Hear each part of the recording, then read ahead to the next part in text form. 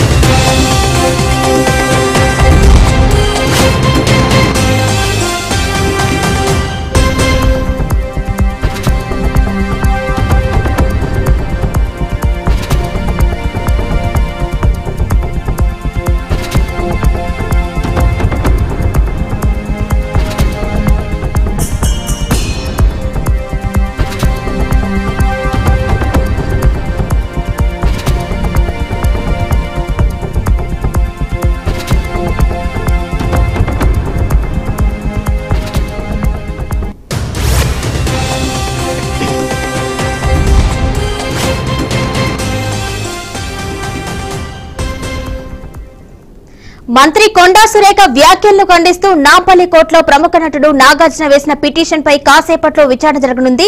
నాగార్జున కోర్టుకు హాజరయ్యారు. నాగార్జున స్టేట్మెంట్ ను నాంపల్లి కోర్టు రికార్డు చేయనుంది.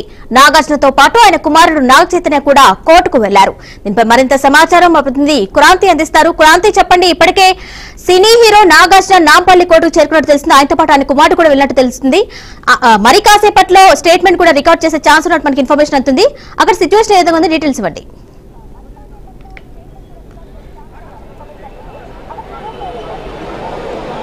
రైట్ కిరణ్, ప్రస్తుతానికి ఏదైతే కొండా సురేఖ వ్యాఖ్యలపైన ఈ రోజు అయితే కోర్టు వాయిదా వేసిన తర్వాత నాగార్జున కొద్దిసేపటి కిందనే హాజరయ్యారు. అయితే మరికొద్ది సేపట్లో మనం ప్రస్తుతం అయితే కోర్టు కాంప్లెక్స్ ముందు అయితే ఉన్నాము. అయితే ఇక్కడ గత 5 నిమిషాల కిందనే నాగార్జున గారు ఇప్పటికే కోర్టులో చేరడం జరిగింది. అయితే ఇప్పుడు మరికొద్ది సేపట్లో నాగార్జున కావచ్చు, లేదంటే నాగార్జున తరపు సాక్షులను కూడా వాళ్ళ స్టేట్మెంట్లు కూడా ప్రతి ఒక్క విషయాన్ని స్టేట్మెంట్ ని రికార్డ్ చేయబోతున్నారు. రికార్డ్ చేసిన తర్వాత న్యాయస్థానం మాత్రం కొండా సురేఖకు కూడా సమాన్స్ అయితే జారీ చేసే అవకాశం చాలా ఎక్కువగా కనిపిస్తుందని చెప్పుకోవచ్చు. ఇప్పటికే నాగార్జున తరపు అంటే తన పరువు మొత్తం కావాలని ఈ కొండా సురేఖ ఇలా వ్యాఖ్యలు చేసేది, నా కుటుంబం పరువంతా పోయిందనంటే పరువు దావా నష్టం పైన కోర్టు అయితే అంగీకరించింది. స్పెషల్ మెజిస్ట్రేట్ కోర్టు నాంపల్లి ఏదైతే స్పెషల్ మెజిస్ట్రేట్ కోర్టు అయితే అంగీకరించింది.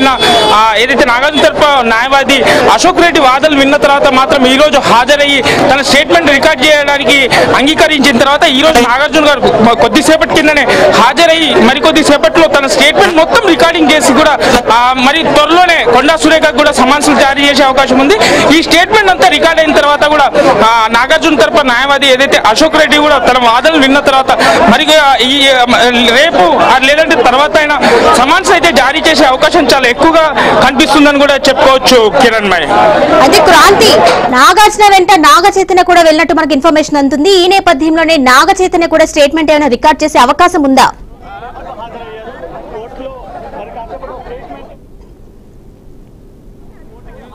ప్రస్తుతానికైతే ఇప్పటి వరకు నాగార్జున మాత్రం ఎంటర్ అయ్యారు. నాగార్జునతో పాటు తన అడ్వకేట్ అయితే దాదాపుగా ఒక అరగంట సమయం ముందే అశోక్ రెడ్డి న్యాయస్థానానికి అయితే చేరుకోవడం జరిగింది. అయితే నాగార్జునతో పాటు కొంతమంది న్యాయవాదులు కూడా, సీనియర్ న్యాయవాదులు కూడా అతనితో పాటు వెళ్ళినట్లు కూడా మనం విజువల్స్ లో స్పష్టంగా ఏర్పడుతుంది.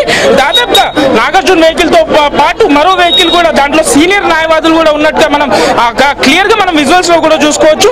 అయితే మరికొద్ది సేపటి తర్వాత స్టేట్మెంట్ తర్వాత అశోక్ రెడ్డి ఏదైతే నాగార్జున తరపు న్యాయవాది అశోక్ రెడ్డి ఎలాంటి వాదన వినిపించబోతున్నారు, సమాన్స్ ఎప్పుడు జారీ అవుతున్నాయి అనే విషయంలో కూడా మరికొద్ది సేపట్లోనే తెలిసే అవకాశాలు చాలా స్పష్టంగా ఏర్పడుతున్నాయని కూడా చెప్పుకోవచ్చు. కిరణ్ మై అయితే క్రాంతి